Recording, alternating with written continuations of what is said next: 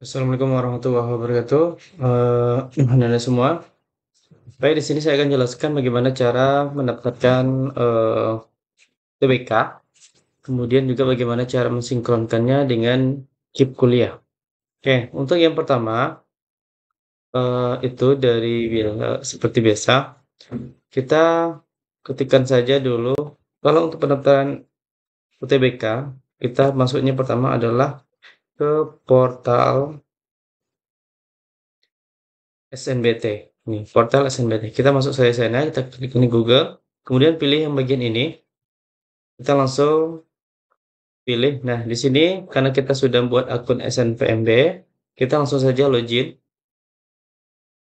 Nah, oke. Kemudian yang kedua, kita buka tab satu lagi. Karena kita pendaftar KIP, maka kita masuk ke KIP kuliah. Ketikkan saja di Google KIP kuliah, lalu enter. Nah, kemudian silahkan di sini pilih adalah yang bagian siswa. Nah, karena di sini saya sudah pernah masuk, memakai akun siswa, jadi sini sudah ada nomor pendaftarannya. Nah, yang pertama adalah kita masuk dulu ke SPPMB. Ini saya menggunakan, akun siswa. Nah, di sini, masukkan, akun SNPMB-nya, yaitu email, kemudian juga dengan kata sandi yang dibuat oleh Anda semua. Nah, kemudian silakan masuk. Kita tunggu beberapa saat setelah masuk. Nah, ini adalah data di halaman awal dari portal SNPMB. Di sini ada perpal ini adalah data yang di awal kita isi waktu pendaftaran SNPMB kemarin. Itu sudah lewat seleksinya. Kemudian ini adalah pendaftaran UTBK. Nah, disinilah nanti yang akan kita daftar. Bagaimana cara pendaftaran UTBK-nya. Oke, kemudian kita klik. Kita tunggu beberapa saat. Menjelang menunggu, kita masuk. Setelah masuk, kita masuk lagi ke KIP kuliah. Masuk ke KIP kuliah, nomor pendaftaran yang dikirim ke email yang kita masuk dari awal untuk akun KIP, kemudian kode aksesnya kita sudah masukkan, lanjut kita login. Nah, di sini kita sudah login. Nah, di sini adalah akun yang pernah kita buat. Oke, setelah masuk, nah kita masuk lagi ke UTBK. Nah, di sini data UTBK sudah ada, data SNBMB-nya.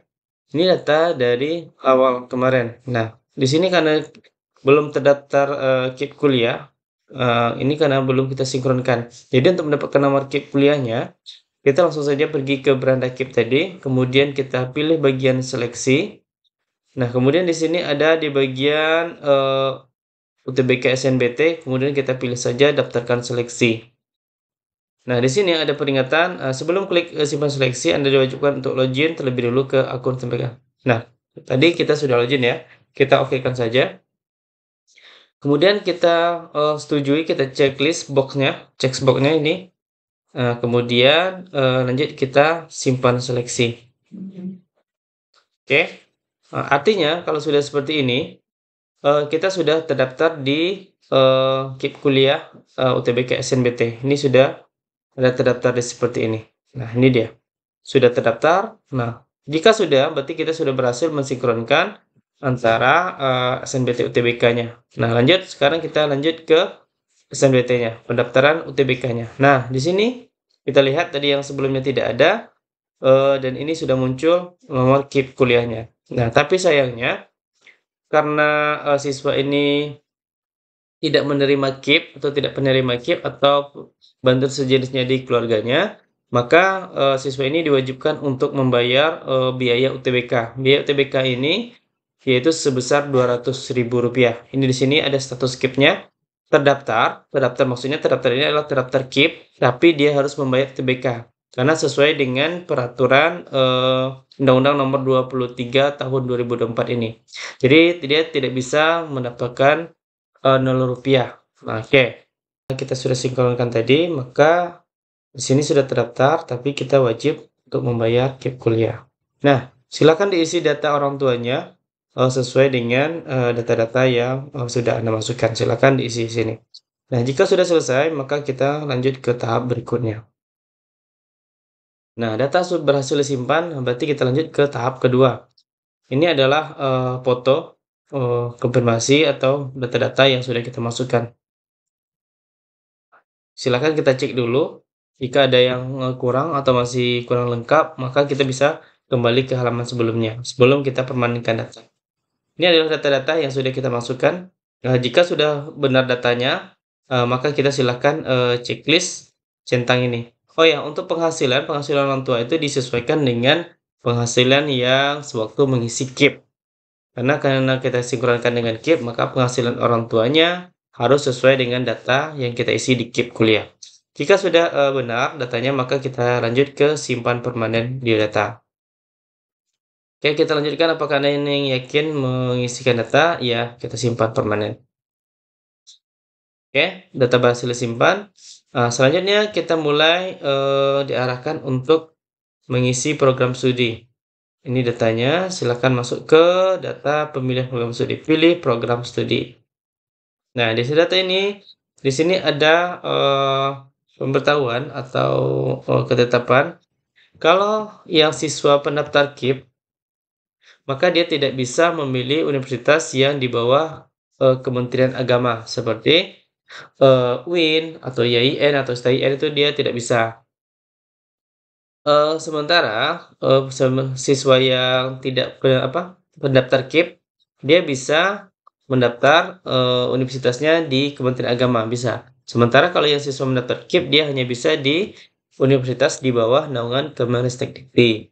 Nah, ini kita bisa milih 4 jurusan atau 4 program studi, tapi dengan syarat sarjana itu hanya boleh maksimal 2. S1 itu hanya boleh 2, sementara 2-nya lagi adalah diploma. Kemudian kalau kita pilih 3 jurusan, 2-nya sarjana, 1-nya D3. Nah, kemudian kalau yang keempat, kita bisa keempat-empatnya nanti D3. Jadi intinya sarjana S1 itu hanya boleh diisi oleh 1 jurusan saja. Boleh diisi 2, maksimalnya 2. Nah, jika sudah selesai, maka kita pilih di sini memilih program studi. Silakan nanti dipilih program studinya apa. Misalnya kita pilih misalnya di UNRI, Universitas Riau. Riau, kita ketikkan ini Universitas Riau. Kita pilih nanti program studinya apa. Nah, misalnya kita masukkan nanti contoh, ini masih contoh ya. Nanti akan Bapak kembalikan nanti akun ini kepada siswa untuk melanjutkannya. Pendidikan fisika. Nah, fisika ini pilihan pertamanya. Oke. Kemudian jika ingin menambah maka kita klik lanjutkan di bawah ini. Jangan menceklis ini dulu. Lanjutkan dulu. Kemudian silakan kita pilih nanti yang keduanya apa. Kalau kita ingin rasanya ragu, maka boleh kita ubah. Di sini ini program studi yang pilihan kedua. Kita pilihkan lagi karena masih di UNRI juga. Kita perkirakan ya, kita masih di UNRI. Kita pilihkan nanti misalnya akuntansi. Akuntansi ini ada yang S1 dan ada yang D3. Dipilihkan. Jika sudah cocok seperti ini, silakan nanti lanjutkan. Namun, jika ingin menambah jurusan, silakan klik ini. Tapi, untuk jurusan selanjutnya itu adalah D3 saja. Nah, lanjutkan dulu. Nah, kita coba dulu ya, sini. Kemudian, kita simpan dan lanjutkan. Nah, ini nih. Nah, inilah dia contohnya kalau kita sudah memilih program studinya. Ini seperti ini tahapnya. Nah, di sini kemudian bisa nanti pilih program studi. Nah, atau pilih pusat UTBK atau ujiannya di mana. Nah, karena kita berada di Riau, maka di sini kita ketik aja. Biasanya kalau di Riau itu ada di Universitas Riau. Riau. Nah, ini Universitas Riau. Nah, jika sudah selesai, nanti silahkan klik simpan dan lanjutkan. Nah, coba kita masuk ke dulu ya, lanjutkan. Nah, ini adalah tahap terakhir. Nah, ini adalah tahap terakhir dari proses pemilihan jurusan di pendaftaran dari UTBK. Jadi ini adalah tahap yang keempat, ini tahap keempat. Nah, tahap keempat ini jika sudah selesai, pemilihan jurusan sudah, dan sebagainya sudah, pusat UTBK-nya juga sudah, maka kita hanya klik simpan permanen UTBK ini saja.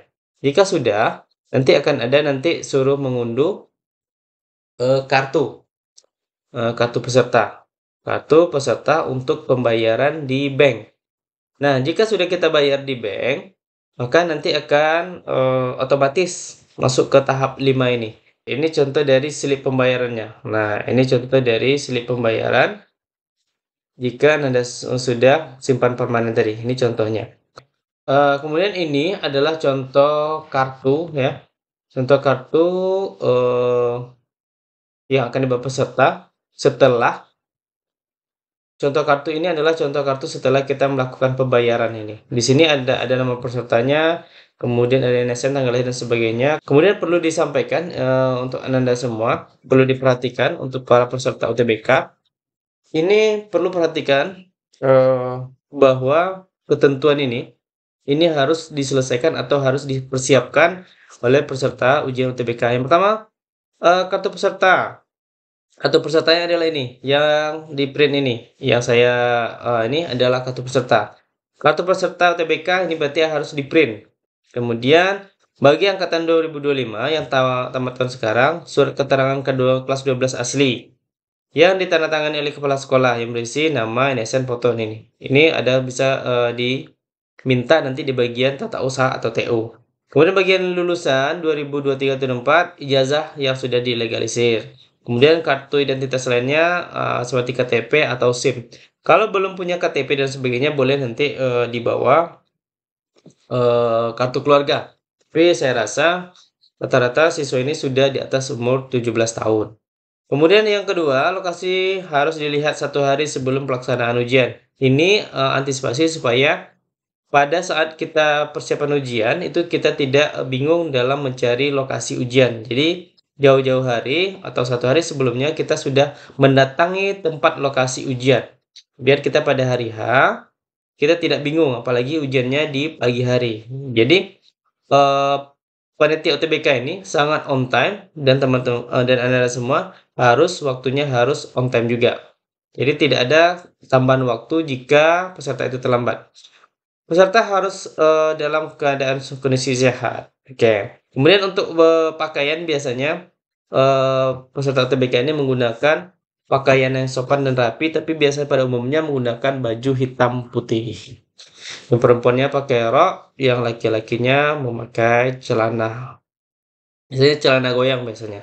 Tapi itu tidak disarankan, yang jelas biasanya pakaian rapi dan sopan. Oke, mungkin sekian saja video singkat dari saya. Semoga Anda bisa membantu untuk pendaftaran SNBT dan UTBK. Assalamualaikum warahmatullahi wabarakatuh.